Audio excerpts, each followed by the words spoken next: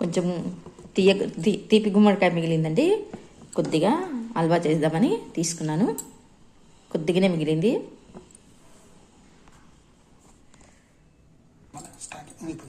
తురుపుకునే గుమ్మడికాయ, తీపి గుమ్మడికాయ అండి ఇది. కొద్దిగా నెయ్యి వేసుకొని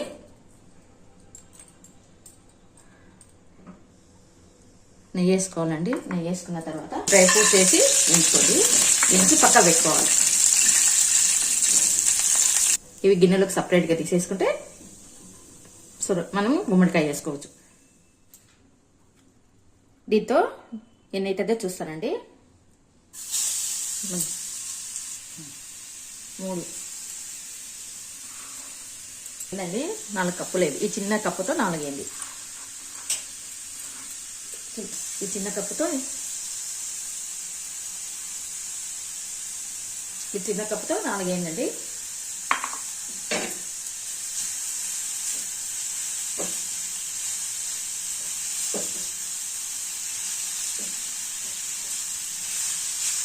తొందరగా ఉడికిపోతుందండి గుమ్మడికాయ.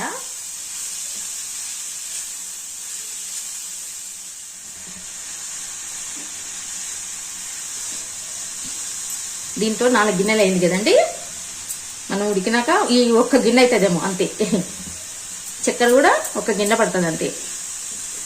బెల్లం కూడా వేసుకోవచ్చండి. సగం బెల్లము సగం చక్కెర కూడా వేసుకోవచ్చు. బెల్లం దంచాలి అంటే ఫ్రిడ్జ్లో ఉంటుందండి. అది చాలా లేట్ అవుతుంది. చక్కెర వేసేస్తాను.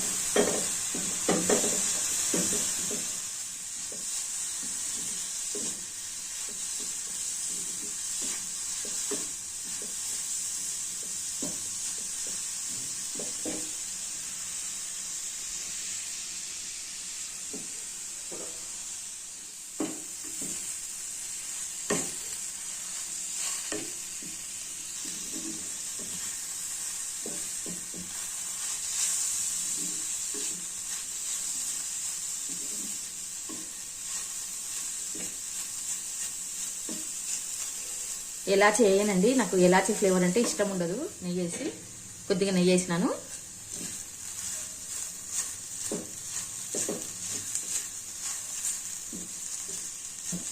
మందం ఉండేది తీసుకోవాలండి.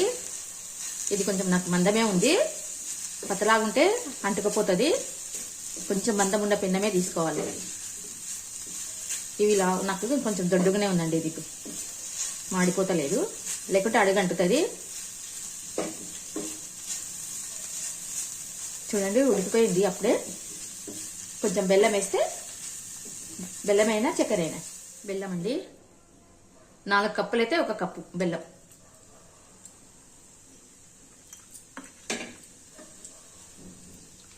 సరిపోతుందండి. ఎక్కువ బెల్లం వేసుకోకూడదు. ఎందుకంటే ఇది తీయగుంటుంది కొంచెం గుమ్మడికాయ. తీయ గుమ్మడికాయ కదా. 4 అయితే 1 చాలు. మరీ ఎక్కువ తీపి అవుతుంది.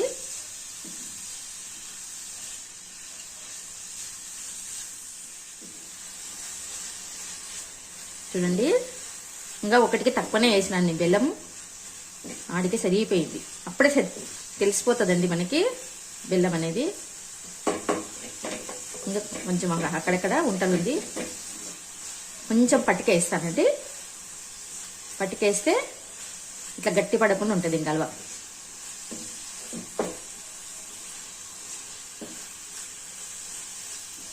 కర్రీ తినరండి. బుడంకాయ కర్రీ తినము.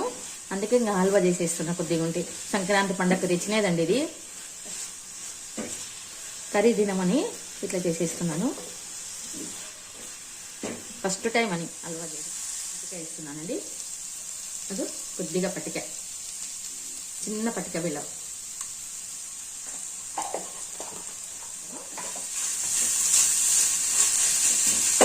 ఒకలాంటి జిగి వస్తుందండి పట్టిక వల్ల. హల్వా బాగుంటుంది.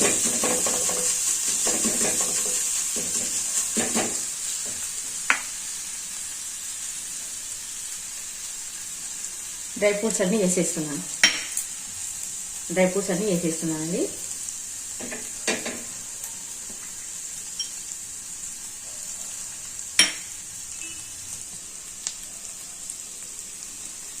దించేస్తున్నానండి. మొత్తం అయిపోయిందండి.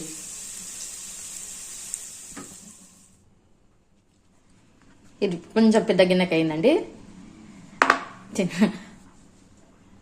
4 గ్లాసులు అదైతే ఒక్క గిన్నెకి అయింది. పెద్ద గిన్నెతో కొంచెం పెద్ద గిన్నె ఇది, దానికి అయిందంతే. ఇదంతా డెకరేట్ చేస్తానండి.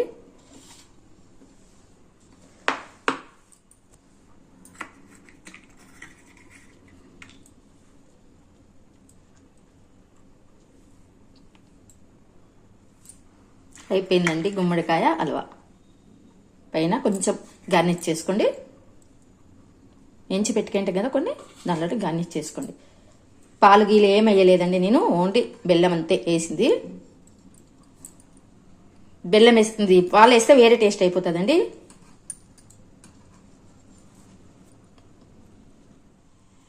Thank you for watching. Like, share, subscribe. అయిపోయిందండి గుమ్మడికాయ హల్వా.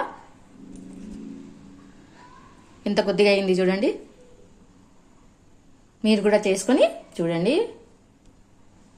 ఓన్లీ బెల్లం ఒక్కటే వేసినానండి, పాలు ఏమి వేయకుండా సింపుల్గా చేసేసినాను. చివర్లో కొద్దిగా ఇంత పట్టిక అండి, ఇంత పట్టిక వేసుకోండి, చాలా బాగుంటుంది. పట్టిక వేయడం వల్ల మనకు గట్టి పడదన్న హల్వా కానీ ఏ దానిలో మనం వేసినా గట్టి పడవు, అలాగే ఉంటాయి. చేసినట్లే ఉంటుంది. కొంచెం పట్టిక వేసుకోండి. బంక అనేది ఒక లాంటి రుచి వస్తుందండి, ఒక లాంటి టేస్ట్ వస్తుంది పట్టిక వల్ల. హల్వా లాగా ఎంత బాగుంటుందంటే ఇట్లా గుంజితే తీగలాగా మంచిగా